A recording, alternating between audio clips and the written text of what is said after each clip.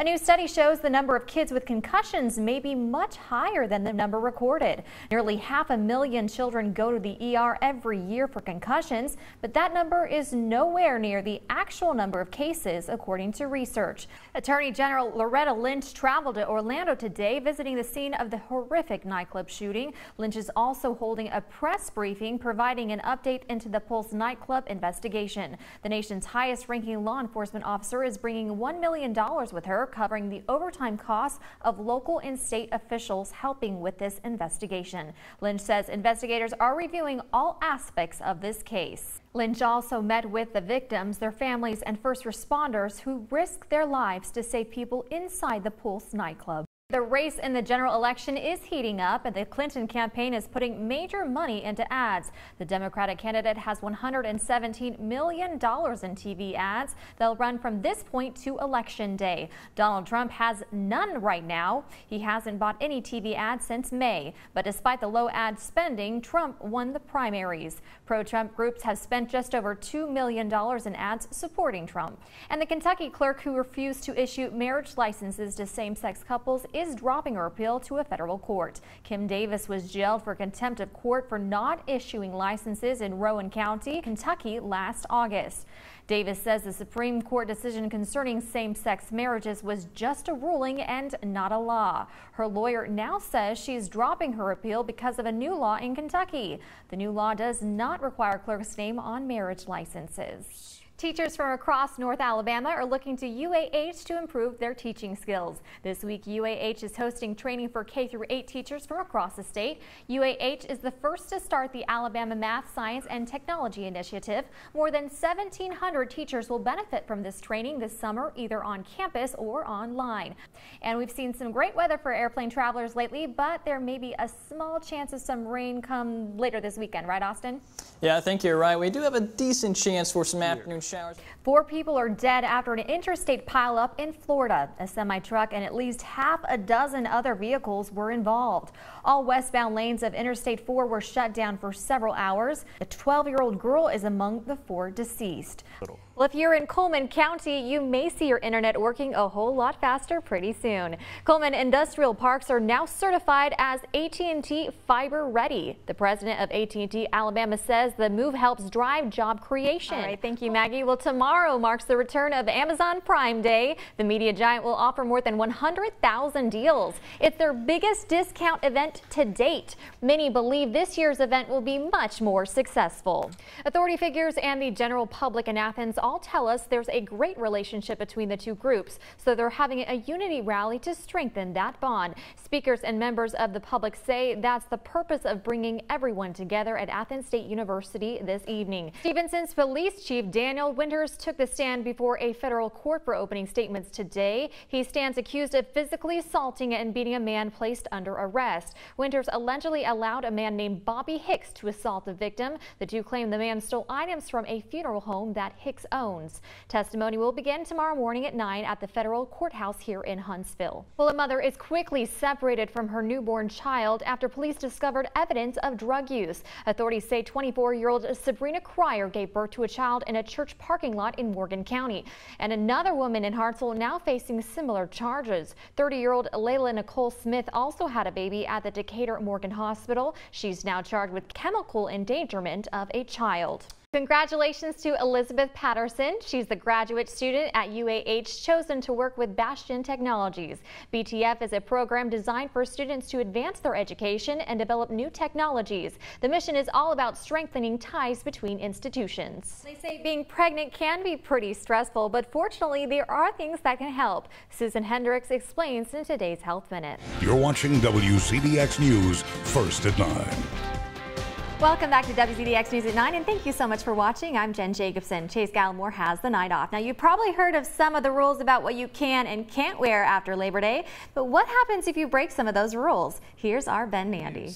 That's too funny. I'm with the bride. After Labor Day, whatever. White is okay. Labor Day weekend is turning out to be a nightmare, though, for some fairgoers in Memphis. This Moonraker ride stopped short in the middle of the go-round. The operator reportedly halted the ride, accidentally lifting up some of the safety bars. Witnesses say some people were dangling while others fell to the center. Officials say at least a half a dozen people were taken to the hospital. It was really scary. I was trying to stay calm. The Delta Fair remains open, but the actual Moonraker ride is closed until midweek at the earliest. And I bet that was absolutely terrifying. Let's turn our attention now to some better news. Austin, I know you've got some pretty good looking forecasts in store for us, right? You're absolutely right. All right, thank you, Austin. Well, deputies are on the hunt for a man a Boy Scout says ripped him off just outside a Walmart in Florida. Brittany Harris explains. Hopefully that young man can learn to trust again. Sarah Palin is calling the Black Lives Matter movement a farce on Facebook. The former VP candidate writes, shame on politicians and pundits giving credence to thugs riding against police officers and the rule of law in the name of peaceful protest. Palin also says Americans who hyphenate their racial backgrounds, such as African Americans and Asian Americans, further divide our nation. Well, President Obama is now back in the United States. He left Spain today, a day earlier than planned due to an arrest at home. He departed after addressing service members at the U.S. Naval Station in Rota. During his visit, the president emphasized cooperation between the U.S. and Spain. He stopped by after attending the NATO summit in Warsaw. And you can say Dallas Texans are turning lemons into lemonade quite literally. Following last week's deadly shootings that killed 5 police officers, a group of young girls are setting up a lemonade stand, all to raise money for the victims' families. Each cup of lemonade costs 50 cents, but some customers are paying much more for the sake of fundraising. Some people are like, oh, what are you going to buy with it? And then we say, we're donating it all to the Dallas police. And they're just like, oh, you're so cute. That's so good of you. And it just makes me feel really good that people appreciate what we're doing.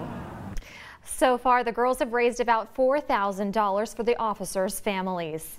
And for the latest coverage of the Dallas shootings and protests going on around the valley, keep it here on WZDX News. And don't forget to check out RocketCityNow.com. And meanwhile, back in the valley, one woman is dead after her car crashed into trees on Highway 565. Madison County coroner deputies say 21-year-old Brianna Lemler went down the embankment and hit a tree. Officers then closed 2 lanes on the westbound side of 565 after that crash. Officials say they received calls about the accident around 8 this morning. Lemler was in the car by herself and no one else was hurt during that accident. Meanwhile, new details about the gunman who allegedly shot police is coming to light. As Joel Waldron reports, tensions are sky high across the country after a week of turmoil and bloodshed.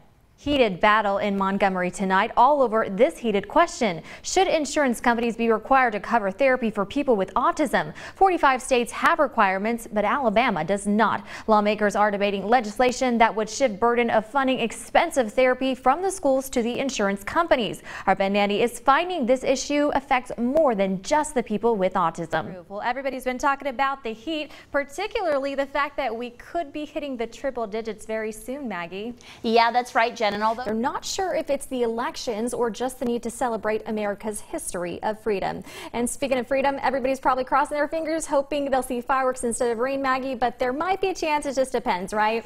Yes, we are going to be looking at storm. It is that time of the year where a lot of people are giving back, and our friends at 93.3 Nash Icon want you to join their efforts. Radio host AJ McLeod is on his Red Kettle tour with the Salvation Army right now. He'd love for you to swing by and visit him. WZDX News did that earlier today. He told us all about how you can win a Brad Paisley autographed guitar. Visiting different locations with the Salvation Army, the bell ringers, and we're collecting money for the Red Kettle throughout the holiday season. And everyone who makes a donation to the Red Kettle qualifies for an autographed Brad Paisley guitar from 93.3 Nash Icon.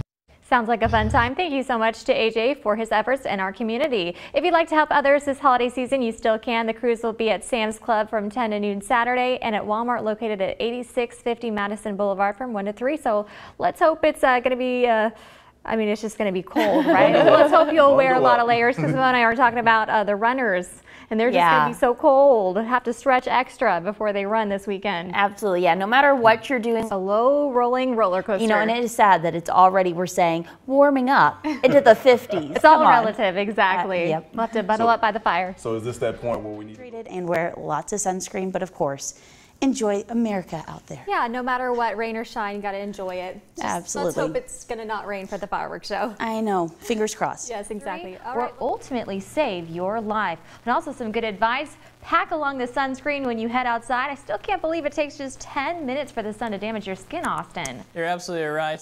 The world will not run out of chocolate by 2050. Panic spread when people heard cacao trees, the source of chocolate, would disappear as early as 2050 as a result of so-called global warming. But researchers at UC Berkeley say that is not true. So here's something pretty cool. Scientists are working with candy producer Mars to create trees that can withstand higher temperatures, so no need to worry.